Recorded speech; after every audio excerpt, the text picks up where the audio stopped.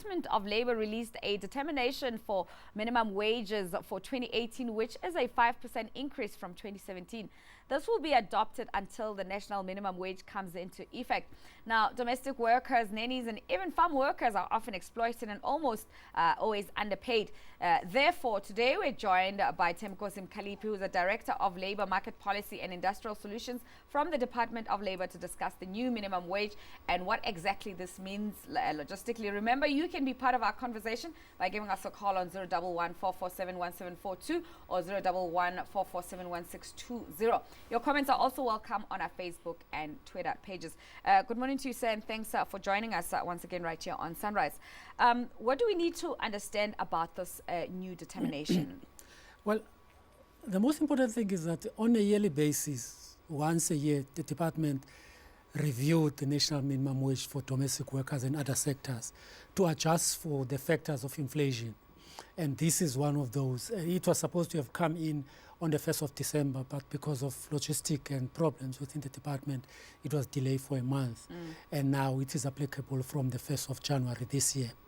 Now, there will be another review. Remember, we are busy with the minimum wage, as you indicated. Yes. When the minimum wage comes into effect, if 1st of May this year, it will supersede all of these wages that we are now proposing, because it will propose its own rate for the minimum wage.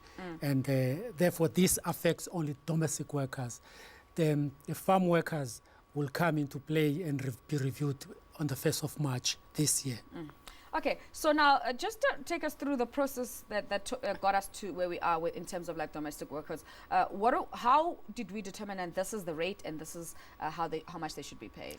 Well, normally what happens is in determining the minimum wage, public hearings are held, and the affected individual are given an opportunity to comment.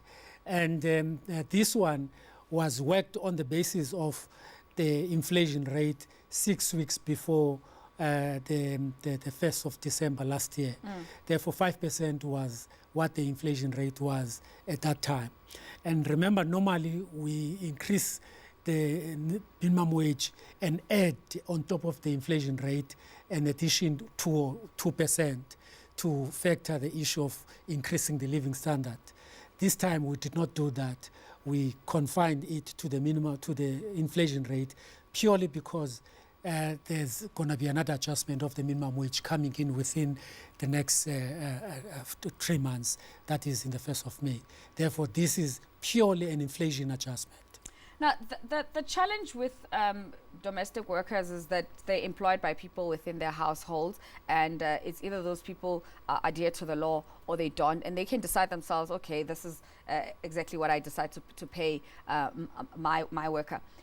How do we make what is in place to make sure that the employers are actually responsible and they're accountable to what the law is about? I think the first thing that we need to explain is that these are minimum rates. It is expected that good employers will pay far more than the minimum rates. These are minimum rates to make sure that nobody gets paid below that. That's the first thing. The second thing, those workers who are not paid these minimum rates, they are encouraged to approach the nearest Department of Labor to report the cases, and inspectors from time to time also go out and ensure to check and speak with domestic workers to check whether they are being paid the rate. It's not easy, but remember that there are so many employers, domestic employers. There's many houses in South Africa who employ domestic workers. It's not going to be possible to have an inspector in each and every house, but we depend on trade unions, we depend on workers themselves coming up and reporting those employers that do not comply with the law. One of also the big challenges is that a lot of domestic workers in South Africa are not necessarily South African nationals, and some of them might not even be privy to what these minimum wage and laws are when it comes to that. How do you deal with that as the Department of Labor? Well, it's a challenge not only for domestic workers and also in other sectors where there are people who are not documented migrant as they are indicated. But our law the law is clear and the constitution is clear, is that fair labor rights and fair labor practice is affecting all workers, irrespective of whether they've got document or no document. And therefore, those workers who are not South African, who do not have the proper documents, but who are not paid the legislated minimum, are also encouraged to come and report that those employers who exploit them, and they are also protected in terms of the law. And there's no doubt it's difficult because with those workers, especially those who are not documented, the problem is becoming that if they come and report, they fear that they might be deported, they might be, because they do not have the right documents. That's the challenge facing all of us in terms of that. But for those who are documented, they've got nothing to fear because they are here legally. Therefore, they should be able to come up just like any other worker working in South Africa. So for those employees who want to comply, what is the process and what do they need to understand? For the employers who want to comply, I mean, they need to pay the minimum wage. They need to make sure that their workers are registered for unemployment insurance, and then they regularly update the rates for those workers, and then that's the only issue and things that is expected of employers who want to comply: pay the rates and register your employees. So take us through the breakdown of how these different rates work and how they were determined in, like, there's like urban areas versus peri-urban areas, etc., and the hours and all of that. There are two differential in terms of the rates. One is where you stay. If you work in rural municipality, small municipality, the rate is lower, it's 11 rand. If you work in the urban areas, the metros, the big municipalities, even if they are not metros, the rate there is about 13 rand 5 cents. But then there's a rate specifically made for those who work for less than 27 hours. If you work part-time, work less than 24 hours, let us say you work 1 day a week for your employer, then the rate there is higher. Yes. It's 15 rand, around about 15 rand 2 cents in the metro, and higher also 14 rand in the rural areas. So those are for people who work less than 27 hours a week. Yeah, per month. Per month, okay. And if you work less than 27 hours, and I'm making an example of people who work maybe one day a week, and in that 1 day accumulate to less than 27 hours.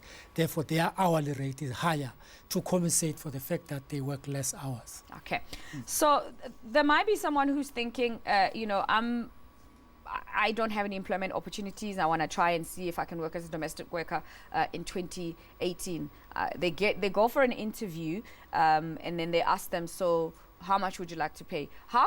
What can that person say to make sure that they understand what this rate is about? I mean, if you were to empower them, what would you say to them? Well, I mean, the most important thing is that they must not agree to be paid lesser than the minimum wage. Above the minimum wage, it's open. It's for the parties to negotiate and agree on the rate that is suitable to both of them. And we understand, I mean, there's been many queries about the level of the minimum wage itself. There are many people who says it's too low, it's not sufficient. But remember, there are workers who are earning below that.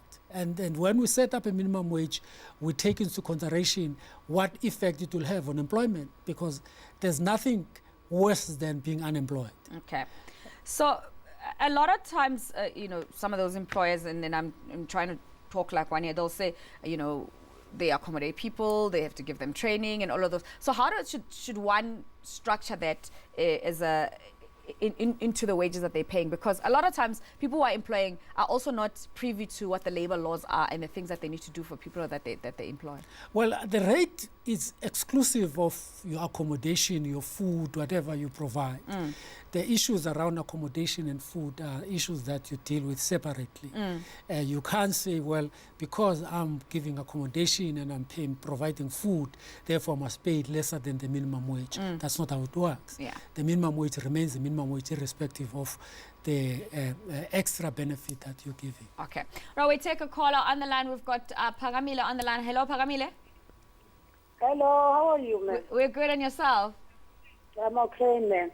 My concern, I'm not sure if I'm deviating from the topic, but it's about the cleaners, under the cleaning industry, which is bargaining council, Okay. the CCCI. That association promulgates the rate which is far lower. Right now it's 15.95, and if you can calculate that, add up for a month, the cleaners end up earning 2.7 before deductions. So that's my question: why government allows this bargaining council to continue exploiting people? Okay, That's my question. Thank you for the call. Your comment? Well, I mean, wages agreed privately in bargaining councils. It's between the trade unions and the employers that sit down and agree on wages. Now, we're not living in any state where we will tell parties who negotiate and agree on a level that level is not good enough. And in terms of the law, agreements reached in bargaining council supersede the minimum wage set by the department presently. Therefore, we don't have any role to play where wages are set by bargaining council. But as I've indicated, that the minimum wage that will be coming in May this year is going to deal with that. No private agreement will be able, even if in the bargaining is agreed in the bargaining council, will be able to set wages that are below than the minimum wage as from the 1st of May. Okay, well, thanks very much for joining us for that. And for more information, of course, you can go to labour.gov.za. That was Mr. Thembinkosi Mkalipi, Director of Labour Market Policy and Industrial Solutions in the Department of Labour.